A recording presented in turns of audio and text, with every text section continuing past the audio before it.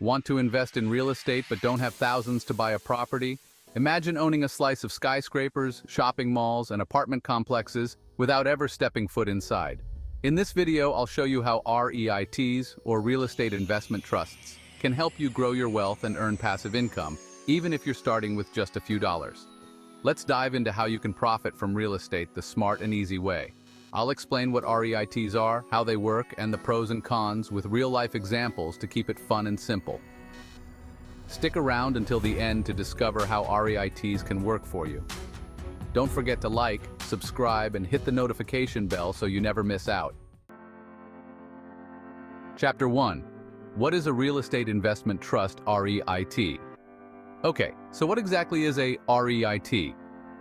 Imagine if your friend decided to buy a huge shopping mall, an office building, or a row of apartment complexes but realized they didn't have the cash.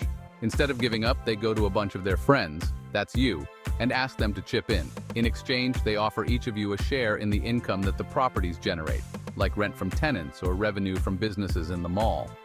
REITs do exactly that, but on a massive scale. These are companies that pool money from lots of investors to buy, manage, or finance income-producing properties like office buildings, hospitals, apartments, or even data centers. So when you invest in a REIT, you're essentially buying shares of a real estate portfolio, just like buying shares of a company like Apple or Tesla. Chapter 2. How a REIT works. The 5 simple steps of a REIT. Let's break down how a REIT works in 5 easy steps, using a real-life example. Step 1. Investors buy REIT shares. Let's say you and I decide to invest in Mega Mall REIT. We buy shares, which means we now own a tiny part of that massive shopping mall we talked about. Step 2. The REIT buys properties. Mega Mall. REIT takes our money and buys properties, maybe a shopping mall in Miami or an office building in New York City. Just like that, we are part owners of some serious real estate. Step 3. REITs collect rent. Now the tenants in those properties, maybe big names like Starbucks, Walmart, or even a tech startup, pay rent. That's where the REIT makes money. Step 4. Distributing the profits. Here's the fun part. REITs are required by law to distribute 90% of their profits to investors, so we get paid. Imagine every quarter getting a rent check from all the businesses and people renting the properties we own. Step 5. Selling properties. At some point, the REIT might decide to sell one of its properties. This could be because property values have increased or they want to reinvest the money elsewhere. When that happens, investors usually get a nice payout. Chapter 3. REITs versus owning real estate directly. The REITs are like buying stocks in real estate. Here's a relatable example. REITs are like ordering takeout food. You get to enjoy the meal without doing any of the cooking. If you buy actual real estate, it's more like cooking a 3-course dinner yourself. You have to do all the shopping, preparing, and cleaning, which is a lot more work. In a REIT, you're basically saying, here's my money. Go ahead and manage the property. If you own a building yourself, you're the one getting those midnight calls about broken toilets or leaky roofs. And let's be honest, nobody likes that. Have you bought any REITs or properties? Let me know in your comments below. Chapter 4. Advantages of REITs. Why REITs could be great for you. First, let's talk about passive income. REITs provide passive income, meaning you don't have to do much once you've invested. Every month or quarter, you could get a dividend check without lifting a finger. Imagine getting rent checks like you own a skyscraper, but without managing any tenants. Here's a real-life example. Think of Sarah, a school teacher who wanted to invest in real estate but didn't have the time or capital to buy a property herself. She put $5,000 into a publicly traded REIT that focuses on apartment buildings. Every quarter, Sarah receives a dividend check, which she uses to pay off student loans. Next, liquidity. Unlike owning physical real estate, which could take months to sell, REITs are liquid. If you invest in a publicly traded REIT and need your money, you can just log into your brokerage account and sell your shares. Easy peasy. Another example. John, a busy doctor, invested in a REIT but needed some quick cash to pay for his daughter's college tuition. With a few clicks, he sold part of his REIT investment and had the money in his bank account within days. Try selling a house that fast.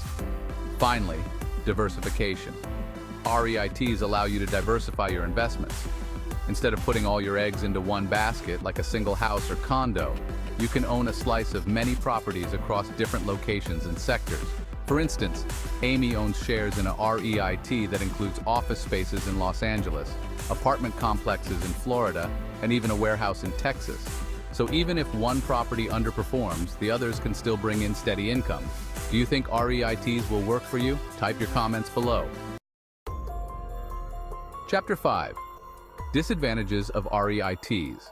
Things to watch out for. First, stock market volatility.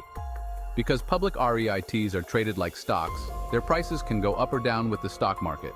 So if there's a bad day on Wall Street, your REIT investment might take a hit too. A real-life example.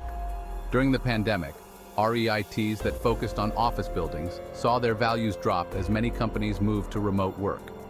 Jane, an investor in an office space REIT, saw her investment dip but held on for the long-term recovery. Next, tax treatment. The income you get from REITs is taxed as ordinary income, which could be higher than the tax you'd pay on capital gains from selling a property. So you might not get the same tax breaks you'd enjoy if you owned real estate directly. For example, Carlos, a retired engineer, invested in a REIT for passive income. However, at tax time, he was surprised to find out that his REIT dividends were taxed at a higher rate than his capital gains from selling stocks. Chapter 6. REITs versus traditional real estate investing. A quick comparison. First, let's look at starting capital.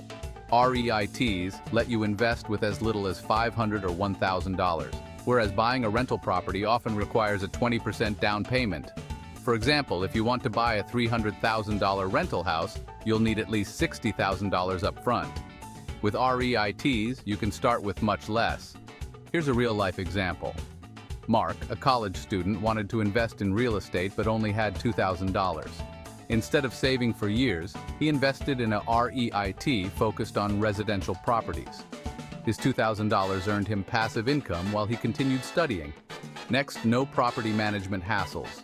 With REITs, you're not dealing with tenants, maintenance issues, or property taxes. If you own a property, you're responsible for all of that, or you'll have to hire someone, which eats into your profits. Another example, Lucy, who owns a duplex, spends weekends fixing broken appliances and chasing down rent checks. Her brother Mike invested in a REIT and spends his weekends relaxing while still earning from real estate. So does it make more sense to invest in REITs now? Type your comments below. Chapter 7. Conclusion. Wrapping it all up. So, is a REIT right for you? If you want to dip your toes into real estate without the responsibilities of property ownership, REITs could be the way to go. They offer a great balance of passive income, diversification, and flexibility with your investment size.